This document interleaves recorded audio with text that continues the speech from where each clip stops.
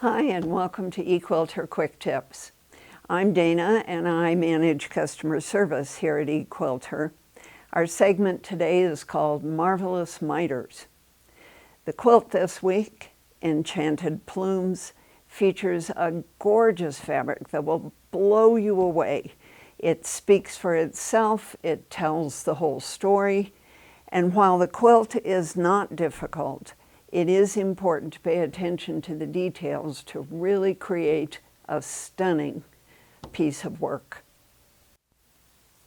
This is the panel we are using in Enchanted Plumes, and this fine gentleman just is such yumminess in color and drama. We're going to cut the panel down a little bit to fit the dimensions of the quilt, and so you want to take a little bit of time to be careful in cutting the rectangle so that it's square at each of the four corners. Now, in sewing this border piece on, I approached my corner and discovered when I took it out of the machine that I went one stitch too far. I'm one stitch beyond that marked corner. The beauty of leaving threads long enough to tie is that I can actually undo that stitch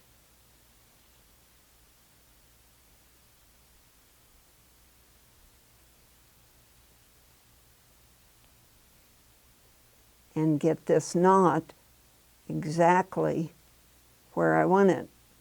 If you'll notice, I'm pulling the thread from the other side of the seam line back to the same side as my reference thread. And now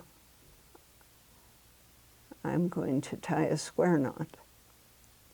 And the position of the knot is exactly where I want it to be, again, giving me a little breathing room. So we're ready to create our diagonal seam. We have folded the quilt center on the diagonal, and we have the two border strips aligned to help us define that diagonal. They're aligned, and the seam holding the outer border to the inner gold border are matched and sitting right on top of each other. I can see very clearly where my stitches came to an end here, and that's a reference point I want to use, again, to allow breathing room. I'm now ready to mark where that diagonal seam is going to occur. It's very helpful to have a ruler that has a 45-degree angle. This miter is going to be 45 degrees, so it's nice to have that available. Now, our instructions say to press seam allowance away from the center of the quilt, and I did that, but just for this step, I am folding them back and out of the way so I can see my reference point. I am aligning two things here. I am aligning my 45-degree angle along the outside of the border strips. Remember, they're both there. And I'm using the straight edge to be even with the diagonal of the fold. I am orienting the ruler so that it's right at the tip of where I last took a stitch, where I secured that stitch.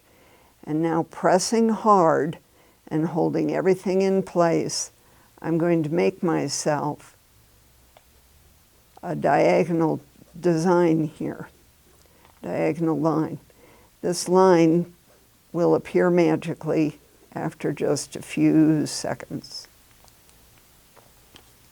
Now see, good things come to those who wait. My white line has dried, it's nice and clear, and will be of great help to me when I get to the sewing machine. The two pieces are staying aligned, and I like this system because it gives me a great way to match stripes. The outer border on this quilt has some really dramatic, beautiful stripes, and we want to make sure they're matched in our corner.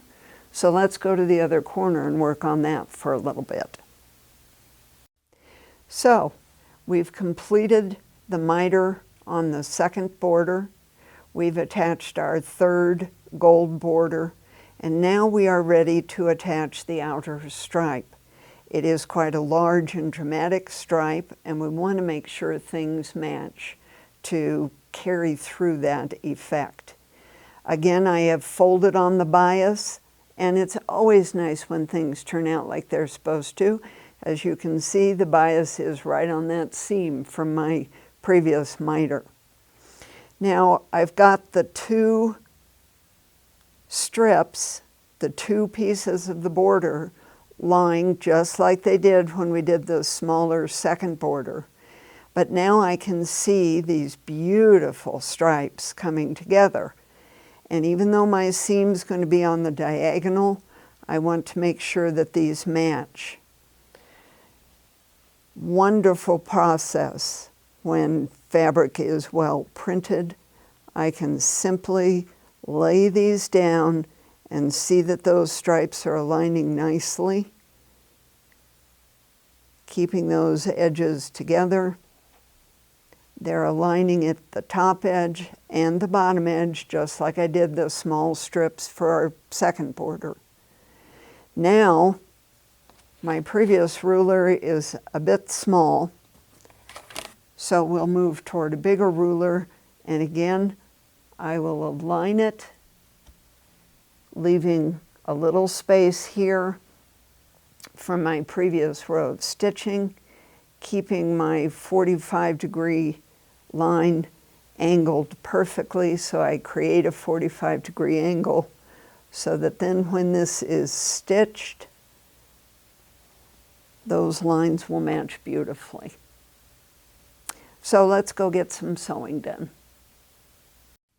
Now we're ready to stitch our diagonal miter that we have marked so carefully. We see the end of the stitch that's holding my border piece on here, and we can see the white line that we drew. I want those seam allowances on both sides to stay out of my way.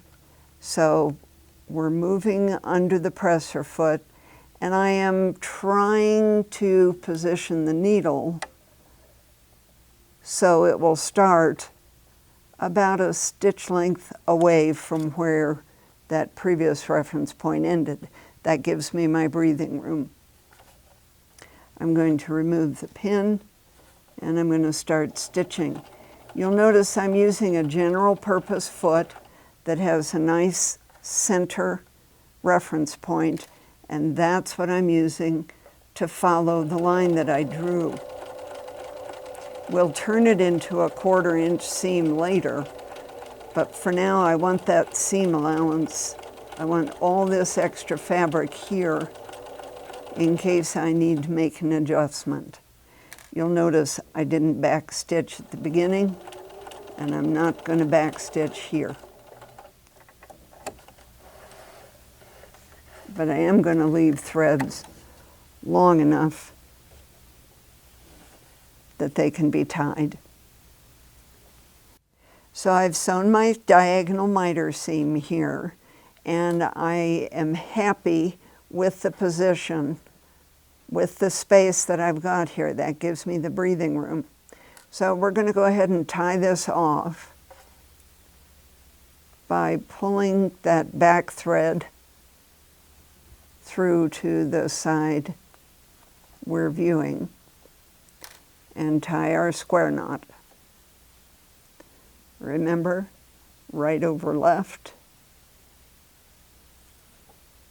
and left over right. Now we're nice and secure, but I'm not going to cut these threads just yet.